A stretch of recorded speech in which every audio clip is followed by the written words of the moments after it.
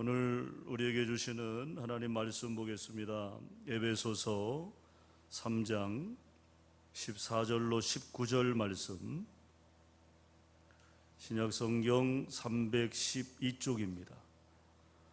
에베소서 3장 14절로 19절까지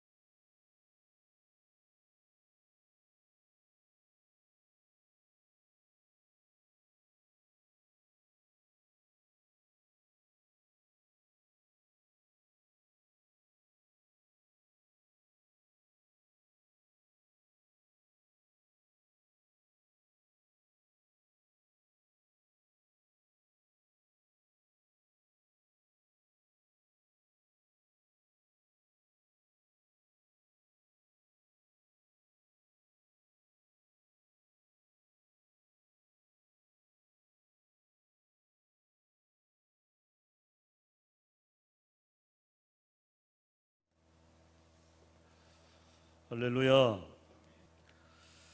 오늘 우리가 함께 나눌 말씀 제목은 기도가 방법입니다 라는 제목입니다. 우리 시간 옆 사람과 우리 가족 간에 이렇게 모여 계실 테고 또 혹시 모르겠습니다. 속도원들이 또 이렇게 같이 모여서 어느 가정에서 예배를 드리고 계신지는 모르겠습니다. 우리 시간 뜨거운 마음으로 우리 서로 축복하고 또 주의 사랑으로 인사하는 시간 갖겠습니다. 주님의 사랑으로 사랑합니다. 축복합니다. 네, 인사 나누세요. 네, 감사합니다. 여러분, 우리가 하나님께 드리는 기도, 그 기도에 대한 이해와 또 그 기도가 갖는 의미에 대해서 여러분은 어떻게 정의하고 계십니까? 미국의 감리교 목사였고 또 전도자요 부흥사였고 기도의 사람, 기도의 선지자로 불렸던 바운즈라고 하는 목사님이 계셨습니다.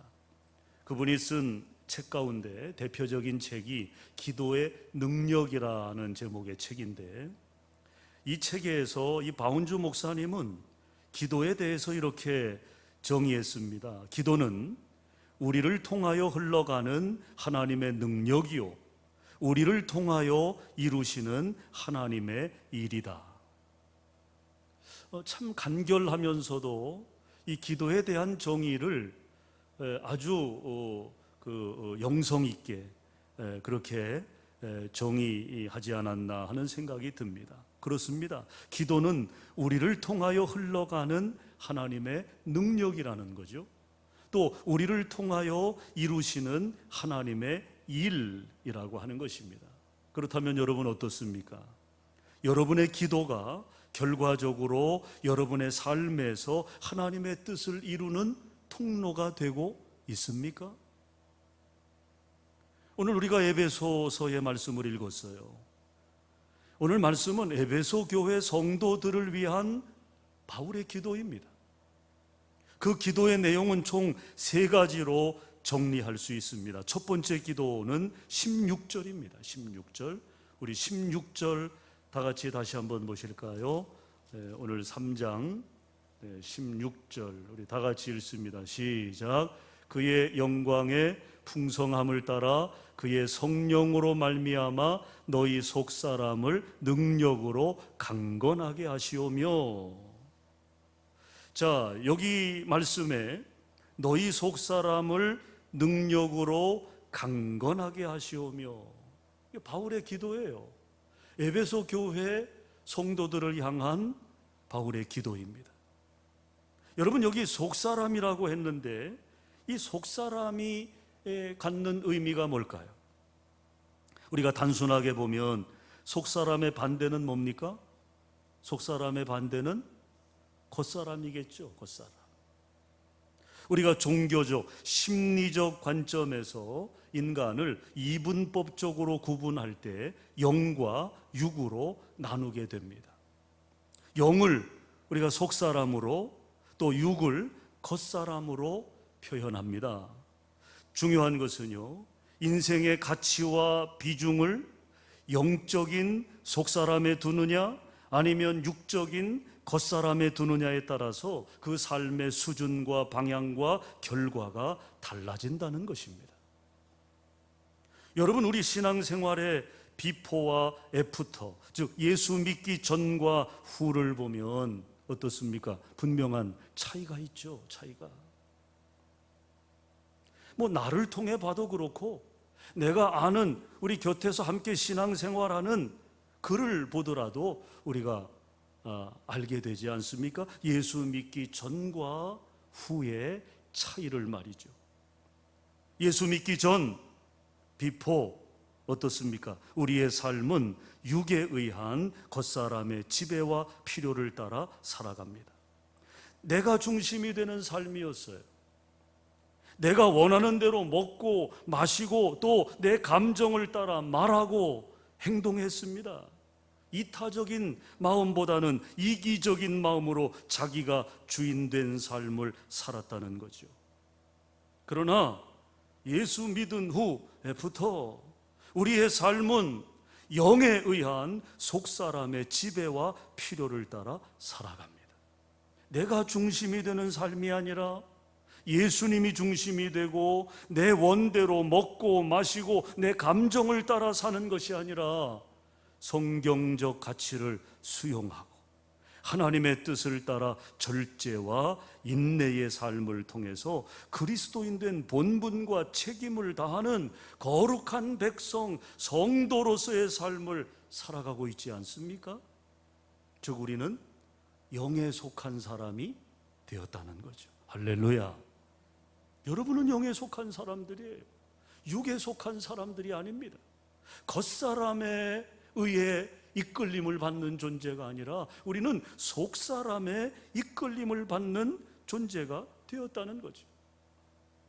물론 영적이라고 해서 그것이 다 선하냐? 그것은 아닙니다.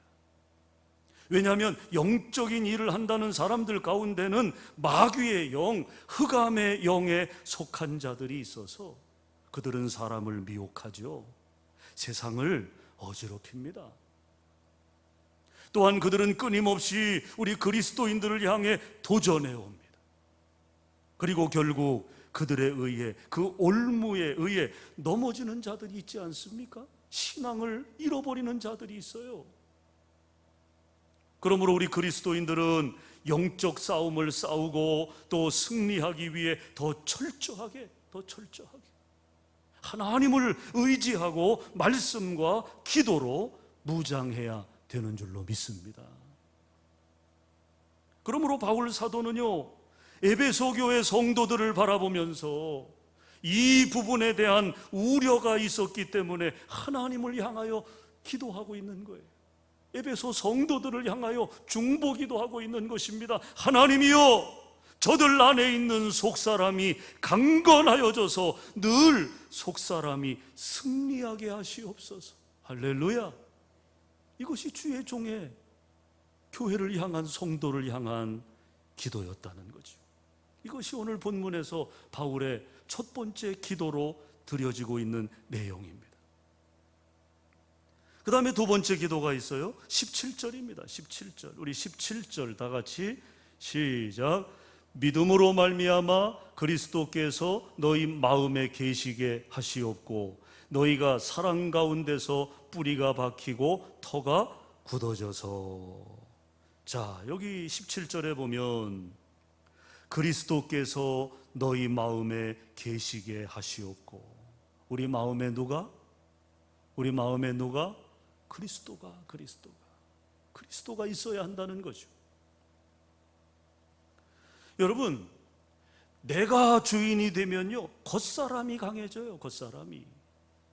그러면 상대적으로 속사람은 힘을 제대로 쓰지 못하게 됩니다. 육적인 인간이 되는 거예요. 육적인 인간, 본능을 따라 사는 인간이 되는 것입니다. 다른 사람에게 피해가 가든 말든 상관하지 않아요.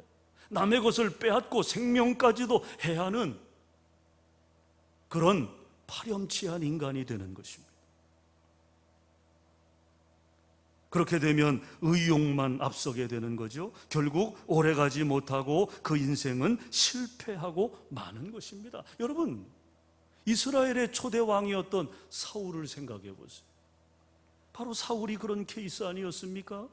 그가 영에 속한 사람이었다가 육에 속한 사람으로 삶이 바뀌면서 그의 인생은 추락하게 되었어요. 결국에 하나님으로부터 버림받는 불행한 인생이 되고 말았습니다. 오래 가지 못합니다. 육적인 인간은, 겉사람의 지배를 받는 인간은 오래 가지 못해요. 그러나 예수님께서 우리의 인생의 주인이 되시면 뭐가 강해져요? 속사람이 강해져요. 속사람이 강해짐으로 지속적인 승리의 삶을 살게 되는데, 여러분, 그 이유는 간단해요. 예수님이 우리에게 주신 능력의 전신갑주를 입고 우리가 세상을 향해 싸우기 때문입니다. 뭘 입고요? 전신갑주를 입고, 주님이 우리에게 주신 능력이죠. 그 능력의 전신갑주를 입고 우리가 세상을 향해 싸우기 때문에 우리는 이기게 되는 것입니다. 여러분, 다윗을 생각해 보십시오. 다윗의 신앙은 바로 그런 신앙이었어요. 하나님이 주신 능력으로 자신이 싸워야 할 싸움을 싸웠습니다. 두려움 없이 싸웠습니다. 그런 다윗을 하나님은 어떻게 축복하셨어요? 사무엘하 8장 6절에 보면요, 이 말씀이 저는 너무 좋아요. 거기 이렇게 기록되어 있습니다. 다윗이 어디로 가든지 하나님께서 이기게 하시니라. 할렐루야. 저는 이 말씀이 너무너무 좋습니다. 너무너무 은혜가 되고 부럽습니다. 어디를 가든지 상대가 문제가 안 된다는 거예요. 하나님이 하나님의 사람을 이기게 하신다는 거죠. 영의 사람을 이기게 하신다는 거예요. 속사람이 강한 사람을 승리케 하신다는 거예요. 저는 우리 소태교회 모든 성도들이 그런 놀라운 승리의 기쁨을 경험하게 되시기를 간절히 축원합니다. 자, 그 다음에 세 번째 기도가 있어요. 18절입니다. 18절. 자, 에베소서 3장 18절 우리 다 같이 읽습니다. 시작. 능히 모든 성도와 함께 지식에 넘치는 그리스도의 사랑을 알고. 자, 오늘 이 18절이 바울의 에베소 교회 성도들을 향한 세 번째 기도의 내용입니다. 여기 보면 그리스도의 사랑을 알고 라고 말씀하고 있어요. 자, 여러분, 그리스도가 지배하는 사람이라면 그는 당연히 그를 주장하시는 주님의 속성을 알아야 합니다. 주님의 속성을. 우리가 주님의 지배를 받는다고 하는데 주님의 속성이 뭔지도 모른다면 잘못된 거죠. 나를 지배해 주시는, 내 인생의, 내 삶의 주인이신 주님의 속성, 그것을 우리가 알아야 하지 않습니까? 여러분, 우리는 주님을 한마디로 뭐라고 표현합니까? 주님을 우리는 사랑이라고 말합니다. 주님의 사랑, 십자가의 사랑. 우리는 주님을 사랑이라고 말해요. 또 하나님은 사랑이시라. 그렇죠? 하나님은 사랑이시라.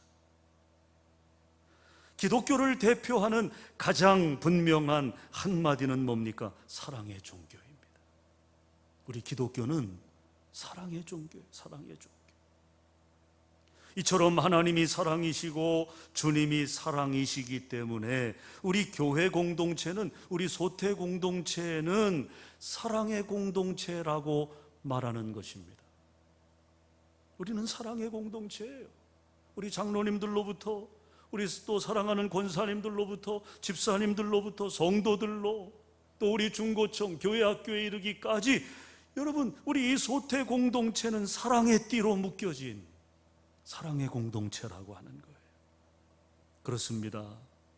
주님의 지배를 받는 속사람, 그 속사람이 사랑 가운데 뿌리가 박히고 사랑 가운데 터가 굳어져서 사랑으로 든든히 기초가 되어지면 이제 그 사랑은 사랑이라고 하는 것에서부터 그의 삶이 시작되고요, 또 성장해 나간다는 것입니다.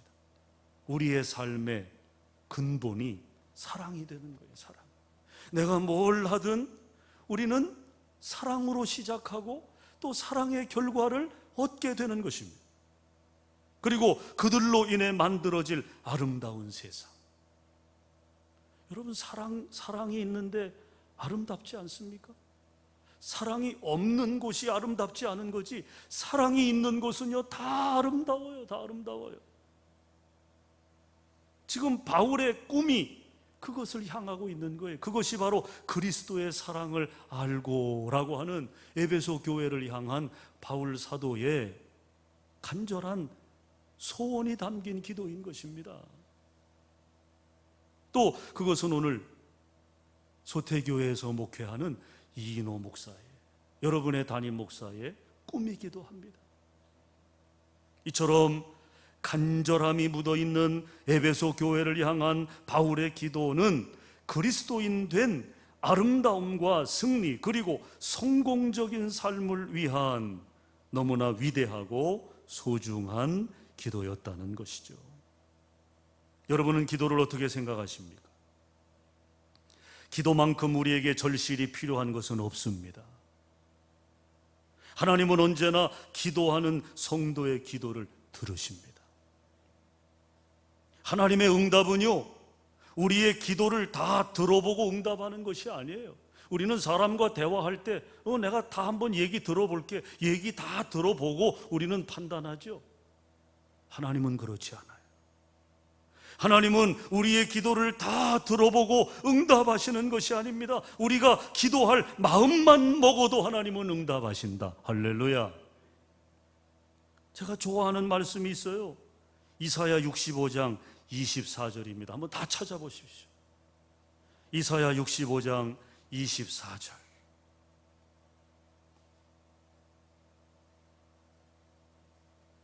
이사야 65장 24절.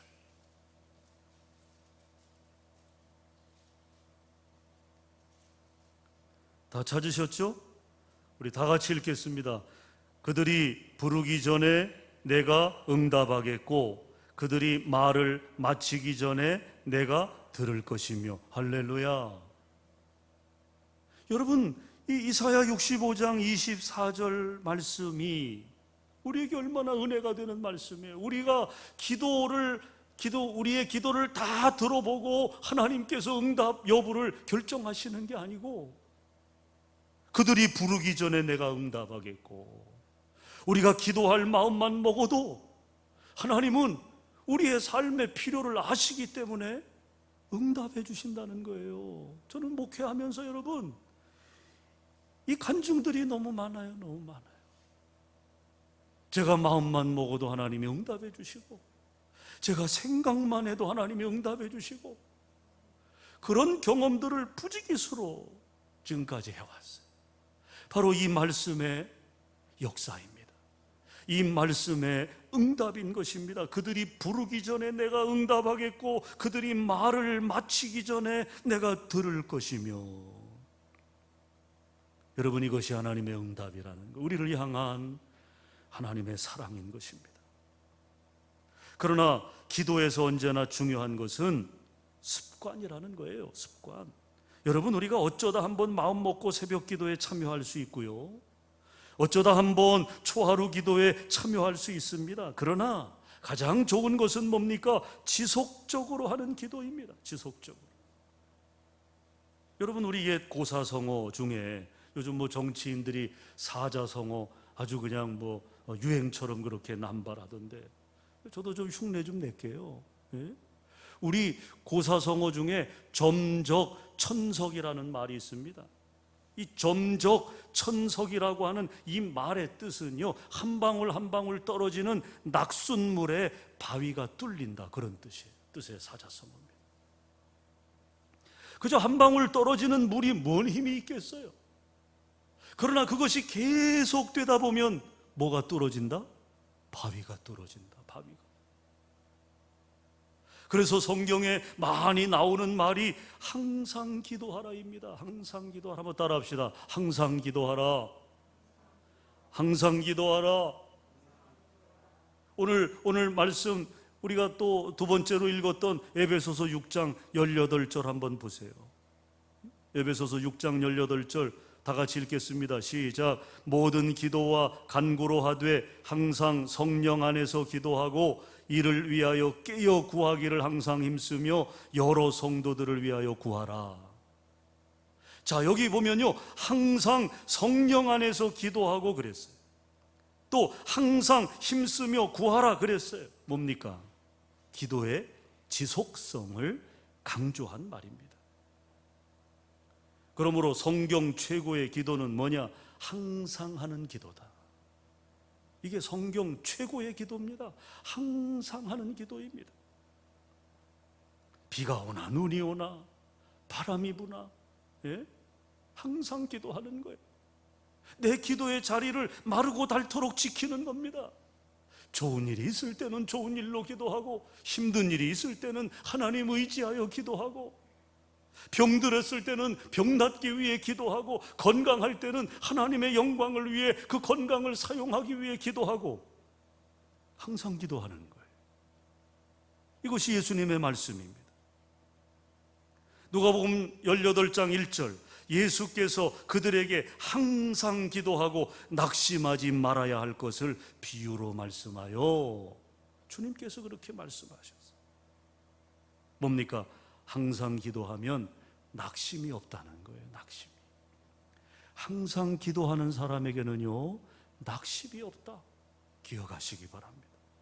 또 로마서 1장 9절에서 바울은 내가 그의 아들의 복음 안에서 내 심령으로 섬기는 하나님이 나의 증인이 되시거니와 항상 내 기도에 쉬지 않고 너희를 말하며. 바울도 항상 기도했다는 거예요. 쉬지 않고 기도했다는 거예요. 여러분, 저도 여러분을 위해 쉬지 않고 기도합니다. 우리 성도들을 위해 기도해요. 여러분들의 얼굴을 떠올리며 기도하고, 여러분의 가정을 위해 기도하고, 여러분의 가정의 자녀들, 손들을 위해 기도합니다. 기도 쉬는 죄를 범치 않기 위해 항상 기도합니다. 바울이 그러했어요. 바울이.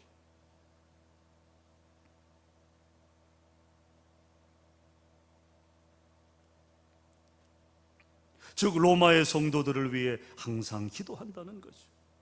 그리고 다른 사람들에게도 그렇게 기도하라고 가르칩니다. 기도에 깨어 있어야 한다는 거죠. 기도에 깨어 있어야 한다. 우리 성도들 요즘 몸이 고되고 힘든 줄 압니다. 그러나 여러분, 그래도 우리는 기도해야 한다는 거죠. 힘드셔도, 몸이 고뇌도 그것이 습관이 되면요, 시간이 되면 자동적으로 눈이 떠지게 되어 있어요. 아무리 피곤해도 눈이 떠져요. 그런 습관을 우리가 길러야 한다고 말해요.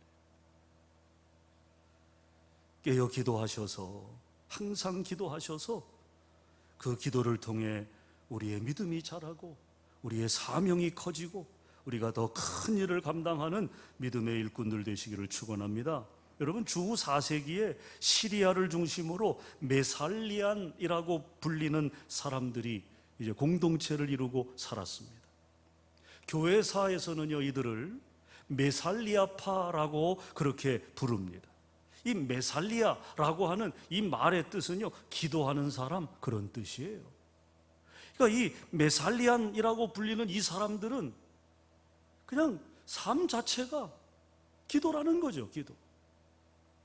이들은 바울이 쉬지 말고 기도하라고 명령한 그 명령, 데살로니가전서 5장 17절의 말씀을 그냥 문자적으로 받아들여서, 문자적으로 쉬지 말고 기도하라. 그러니까 그걸 그냥 그대로 문자적으로 받아들여서 24시간 기도하는 일을 신앙생활의 목표로 삼은 사람들이었어요. 그런데 문제는요, 24시간 기도하다 보면 뭘 못해요? 일을 못하잖아요. 일을 해야 되는데, 기도만 하면 어떻게 일이 됩니까? 그래서 방법을 개발했습니다. 그것은 하루 종일 이렇게 기도하면서 일을 하는 것입니다. 주여 나를 불쌍히 여기시옵소서. 주여 나를 긍휼히 여기시옵소서. 일하면서도 그들은 그렇게 기도했다는 거죠. 그렇게 기도해요. 그러니까 일하면서도 뭐 설거지하면서도 뭘 하든 어디서든 주여 나를 불쌍히 여기시옵소서. 주여 나를 긍휼히 여기시옵소서. 그런데 문제는요, 밤에 잠을 자는 동안에는 어떻게 해요? 뭐 잠꼬대로 그렇게 할 수는 없잖아요. 그러니까 이 사람들이 어쨌든 24시간 동안 항상 쉬지 말고 기도하라는 그 말씀을 우리가 실천해야 되는데, 그 밤에 잠은 자야 되겠고, 그 어떻게 해야 되느냐 해서 그들이 선택한 방법이 있습니다. 낮에 이제 일을 해서 돈을 벌 거 아닙니까? 돈을 벌게 되면 그 번 돈 중에 얼마를 그 대문 밖에 어떤 그 지점에 뭐 이렇게 주머니나 뭐 거기에 일정 금액의 돈을 넣어둔다고 합니다. 그러면 그 동네에 가난한 사람들이 있을 거 아니에요. 그 가난한 사람들이 그 돈을 받아서 그들이 이 메살리안 사람들이 자는 동안에 그들을 위해서 중보기도를 하게 했다는 거예요. 중보기도를. 야, 참.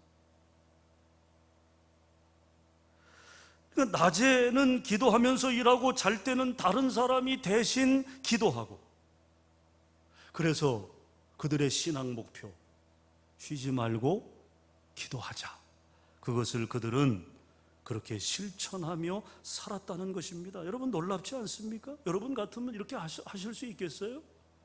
어렵죠.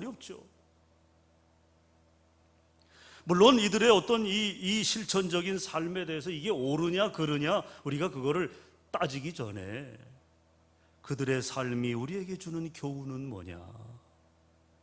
이 메살리안 사람들이 우리에게 주는 교훈은 뭐냐? 그것은요, 생활화된 기도의 중요성입니다. 생활화된 기도. 기도가 일상이 되는 거죠. 기도가 생활 속에서 지속적으로 기도해야 한다는 것입니다. 또 유대인의 모든 가정에는요, 공통된 목적에 사용되는 바구니가 하나씩 있는데 이름하여 안식일 바구니라고 부른다고 합니다. 집집마다 있는 거예요, 이 안식일 바구니가. 이제 그들은 안식일을 지키니까 토요일입니다. 지금 우리의 원력으로 보면 이제 토요일이 됩니다. 그러니까 매주 금요일 저녁이면 이제 안식일에 들어가게 되죠. 안식일이 시작되면 모든 가족들이 다 한 군데로 모인다고 합니다. 이제 식탁에 둘러 앉아요. 왜냐하면 예배를 드리고 식사를 하기 위해서입니다. 그들의 전통입니다. 그런데 그 전에, 예배 드리기 전에 그들이 먼저 하는 일이 있다는 거예요. 먼저. 그것이 바로 준비된 안식일 바구니에 그들의 모든 소지품을 하나도 남김없이 담는다는 것입니다. 주머니를 다 뒤져가지고 주머니에 있는 소지품을 그 안식일 바구니에 다 담는 거예요. 다 담는 거예요. 뭐 휴대전화도 담고 지갑도 담고 자동차 열쇠, 동전. 우리가 여러분 어디 비행기 타고 어디 갈 때 그 검색대를 통과할 때 어떻게 해요? 다 주머니에 있는 거 다 꺼내 놓잖아요. 그리고 검색대를 통과하지 않습니까? 그냥 뭐 하나 숨겨 놓으면 그 통과가 안 되잖아요. 삑 하고 소리 나잖아요. 그럼 비행기 탈 수 없는 거예요. 만약에 위험한 물건을 지니고 들어가면 비행기 탈 수가 없는 것입니다. 그렇게 하듯이 이들은 예배 전에 안식일 바구니에 그들이 가지고 있는 모든 소지품을 그 바구니 안에 다 담는다는 것입니다. 사실 뭐 그렇게 꺼내봐야 뭐 몇 가지 없다는 거죠. 별거 없는 거죠. 그러나 그들의 이 행동 속에는 이런 고백이 담겨져 있는 것입니다. 우리는 하나님을 예배하기 위해 모든 것을 다 내려놓습니다. 이 고백입니다. 이 고백. 하나님께 예배하기 위해 내가 사용하고 있던 모든 것, 그것을 다 내려놓습니다. 여러분 어떻습니까? 과연 우리는 기도하기 위해, 예배드리기 위해 일상 속에서 뭘 내려놓습니까? 여러분, 얼마나 많은 문명의 이기들이 우리와 하나님 사이를 가로막고 있습니까? 우리도 모르게 얼마나 많이 인터넷에 중독되어 있는지 몰라요. 여러분, 버스 정류소에서 버스를 기다리는 사람들 보셨습니까? 지하철을 타고 가는 사람들 보셨습니까? 모두 그들의 시선이 닿는 곳은 어디입니까? 휴대전화입니다. 휴대전화. 열이면 열, 백이면 백, 다 휴대전화를 보고 있어요. 핸드폰은 나의 목자시니 내게 부족함이 없으리로다 입니까? 심지어 예배 드릴 때도 나도 모르게 핸드폰을 만지작거리는 경우들이 있어요. 사랑하는 여러분, 기도를 위해서 내려놓아야 합니다. 내려놓아야 돼. 우리의 정신을 빼앗는 이메일, TV 시청을 줄이고 컴퓨터 게임을 중단해야 합니다. 그리고 자주 혼자 있기를 연습해야 합니다. 예레미야해가 3장 28절 이런 말씀이 기록되어 있어요. 혼자 앉아서 잠잠할 것은 주께서 그에게 메우셨습니다. 우리가 우리 말 그 표준 세번역의 내용을 보면 잘 이해가 안 되죠. 이걸 세번역으로 바꾸면 이런 내용입니다. 짊어진 멍에가 무거울 때에는 잠자코 있는 것이 좋다. 인생의 짐이 무거우면 가만히 있으라는 거예요. 그거 벗어내려고 발버둥 치지 말라는 거죠. 여러분, 홀로 있는 것은요, 외로운 것도 소외받는 것도 아닙니다. 짐을 내려놓는 것입니다. 기도를 위해 마음을 비우는 것입니다. 우리는 하나님과 함께 있기 위해 자주 홀로 있는 법을 배워야 합니다. 아침에 기도하는 것은 새벽 기도하는 분만 하는 것이 아닙니다. 아침에 일어나 조용히 눈을 감으면 새벽 기도가 되는 거예요. 새벽 기도가. 직장에서 잠시 쉴 때 쪽복음을 읽거나 생명의 양식을 보며 큐티하고 그런 분들 많습니다. 직장인들 중에 그런 분들 많아요. 전철에서도 간혹 그 쪽복음을 읽으면서 가는 분들을 만나게 됩니다. 쉬는 시간에 잠시 옥상에 올라가 눈을 감으면 훌륭한 기도가 되는 것입니다. 바쁘게 일을 하다가도 잠시 일손을 멈추고 하늘을 보고 푸른 나무를 보며 하나님의 은혜에 감사할 때 아름다운 자연 기도가 되는 것입니다. 공부하는 학생들 잠시 책을 덮어놓고 책 속에 나오는 주인공을 묵상하면 훌륭한 독서 기도가 되는 거예요. 또 주말에 가벼운 복장으로 집 근처를 산책하며 기도하면 그게 뭐예요? 산책 기도가 되는 겁니다. 좋은 공원은 설악산에 가야만 있는 게 아니에요.